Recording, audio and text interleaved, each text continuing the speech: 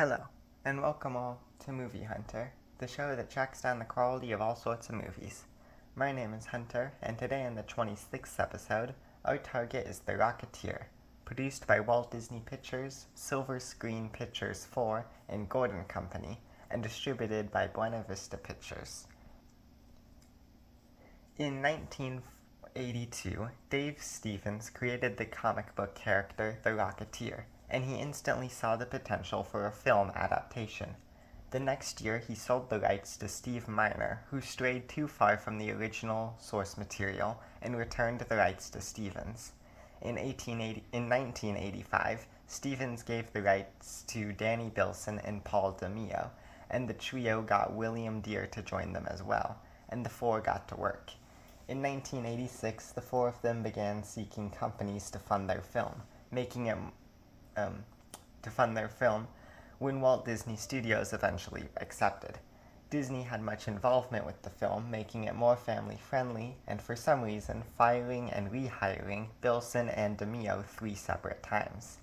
Despite Disney perhaps overreaching involvement, Dave Stevens was able to stay close to production at all times and make sure the film came out the way he wanted it to, with him later saying that he was happy with a good 70% of the film. After Bilson and DeMeo made their third major rewrite, Disney officially greenlit the project in 1990. When William Dear had to drop out as a director, a fan of the comic, Joe Johnson, was quick to fill the role, and, with Stevens' help, was able to convince Disney to hire Billy Campbell instead of a more well-known actor Disney wanted, namely Johnny Depp. The film released on June 21, 1991, and made $46.7 million in the US on a budget of $35 to $40 million. This, unfortunately, resulted in the film's planned 2 sequels being cancelled. Being a lower-budget film, it was more difficult to find the awards it won, but from what I could find, the film was nominated for 5 awards, of which it won 1 of. It was directed by Joe Johnson, and the screenplay was by Danny Bilson and Paul DeMeo, who also wrote the story alongside William Dear. It was based on the comic books called The Rocketeer by Dave Stevens. Charles Gordon, Lawrence Gordon, and Lloyd Levin were the producers, and the music was by James Horner. The cinematography was by Hiro Narita, and the editing was by Michael A. Stevenson and Arthur Smid.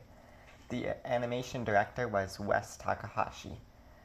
The cast includes Bill Campbell, Alan Arkin, Jennifer Connelly, Timothy Dalton, Paul Sorvino, Terry O'Quinn, Eddie Jones, Tiny Ron Taylor, Ed Loiter, James Handy, and Margot Martindale. Potential modern-day revivals and reboots have been discussed, but from what I can tell, they have all been scrapped. The one exception being the Disney Junior cartoon that premiered on November 8, 2019, ran for 1 season, and takes place a number of years after the events of this film. The Rocketeer opens in the year 1938, with a pilot named Cliff and his mechanic Peevy. When a nearby police chase ends with Cliff crashing the plane and the culprit putting a device in a plane before being caught, Cliff and Peevy become desperate for cash.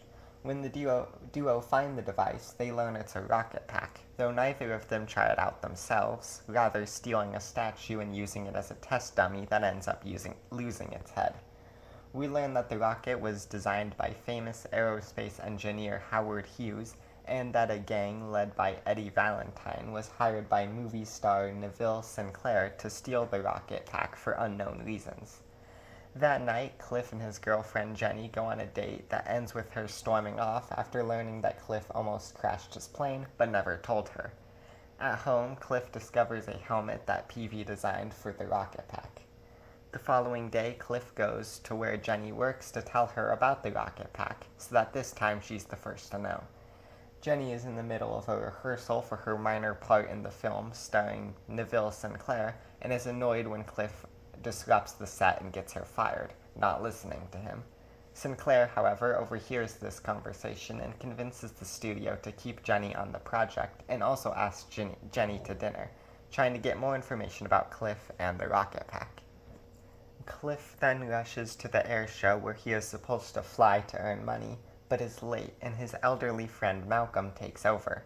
When things go wrong, Cliff puts on a rocket pack and Peevy's helmet and saves Malcolm, becoming a public sensation that labels him the Rocketeer, putting both Eddie Valentine and the FBI on his tail. When Eddie Valentine's gang hold Cliff, Peevy, and some other locals hostage, looking for Cliff, they discover Sinclair's date with Jenny and rush over, suspecting that Sinclair may be trying to pull one over on Valentine. Cliff quickly follows after as the Rocketeer, but with a bullet hole in it, Peevy quickly patches it up with Cliff's gum. Cliff interrupts their date and tells Jenny about the gang and Sinclair, and gets wound up in a fight with them. In the ensuing chaos, Sinclair is able to kidnap Jenny. At Sinclair's place, Jenny discovers that Sinclair is a Nazi spy. Cliff and Peevy are then arrested by the FBI, who are taken to Howard Hughes and told that the rocket pack originated from an unsuccessful Nazi plan and that the Nazis are now trying to get their hands on it. When Cliff learns about Jenny's capture, he rushes over to Sinclair, with Eddie Valentine and his gang, who demands the rocket pack. Cliff then tells Eddie that Sinclair is a Nazi and he turns on him.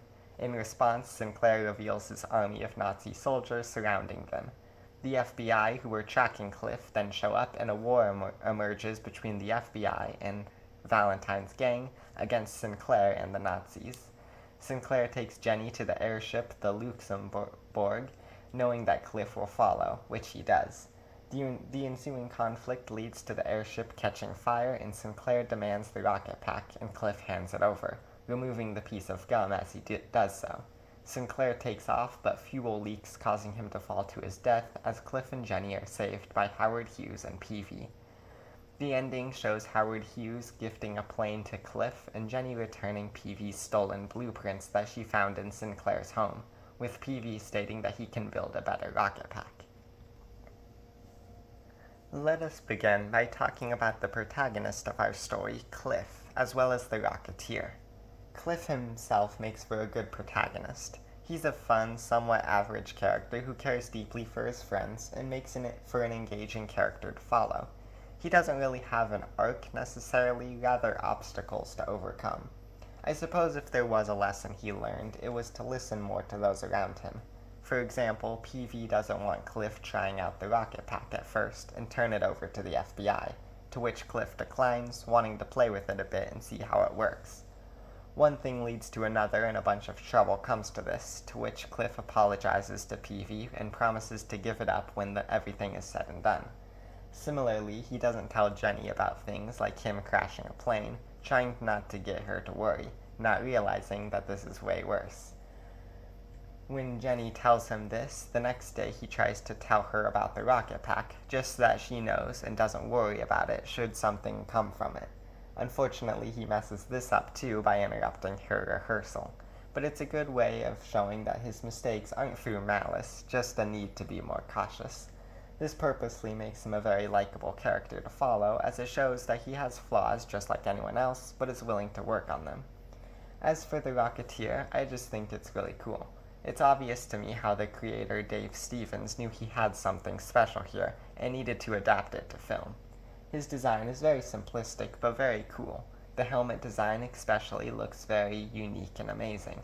The fighting scenes lack a lot of action, admittedly, as the Rocketeer is left fairly defenseless without a gun, unlike his comic book counterpart, and is only able to fly around. With that said, the fighting scenes are still very fun to watch, as we'll discuss in a minute, even if not for the action itself necessarily. I really like both Cliff and the Rocketeer. Both are pretty fun characters to deliver the pretty amazing story. Next, let's discuss the two main allies to Cliff, his friend Peevy and his girlfriend Jenny. Firstly, Peevy is a great accomplice to Cliff. He's not an amazing character or anything, but he's exactly who he needs to be for this type of story. He greatly fills the role as the older friend and mentor to Cliff, who's willing to follow him regardless of the choices he makes. He also provides the mechanical know-how that Cliff himself lacks, being more of a pilot than a mechanic. He also has a lot of great smaller moments too, like when he makes fun of Cliff for his lucky piece of gum, but in the end it actually ends up being helpful in temporarily repairing the rocket pack, as well as taking out Sinclair. As for Cliff's girlfriend Jenny, I don't have a whole lot to say. If I had to compliment one thing, I think it's that she actually feels like an actual character and not exclusively a motivation for Cliff. Her competence and realistic character allow for scenes in which she's the focus to be interesting as well as helpful, such as when she uncovers the truth about Sinclair.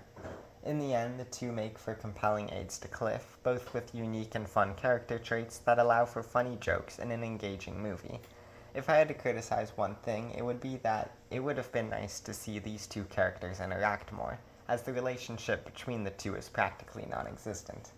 Similarly, it would have been nice to see more of some of the background characters, such as Malcolm or Millie, the owner of the Bulldog Cafe, as they aren't really able to make the most out of their short amount of screen time, and I would have liked to see more of them. Let us now turn our conversation to the villain of the film, Neville Sinclair, as well as the other groups in the film, being Eddie Valentine's gang and the FBI. Now, first off, Sinclair himself is a pretty good villain. I really enjoyed the mystery as to why he wanted the rocket pack, because it really is an interesting question. Being a famous movie star, what possible reason would Sinclair have for wanting the rocket pack? Similarly, having only the main characters know that he's involved at all, and not the FBI, puts him at a great advantage.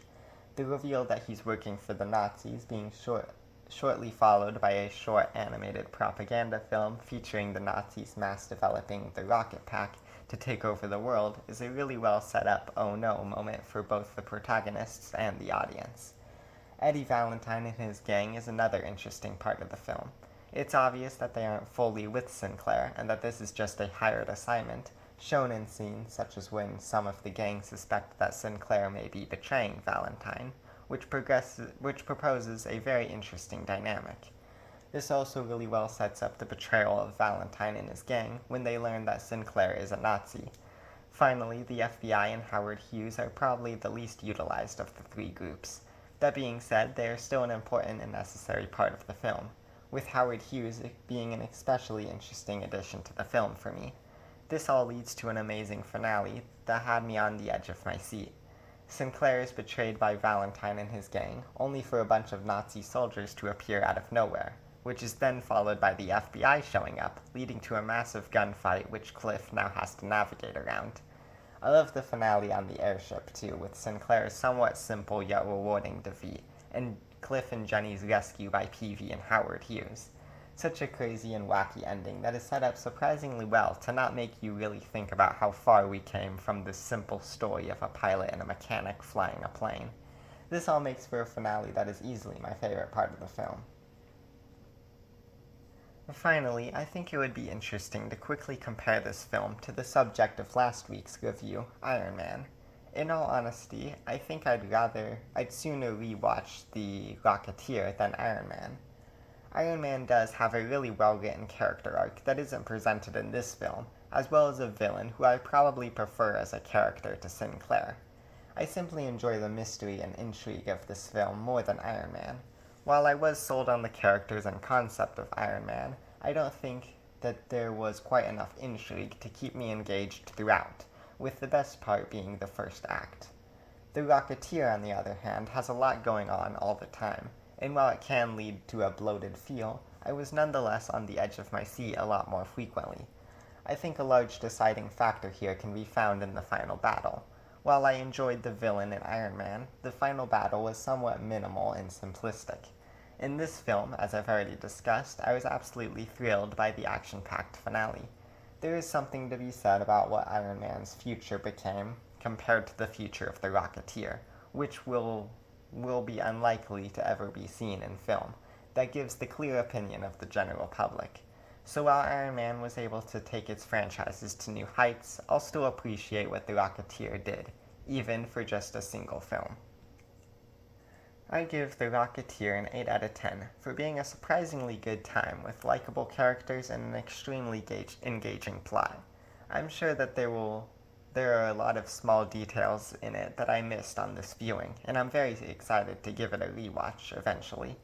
A very fun and underrated film. Highly recommend.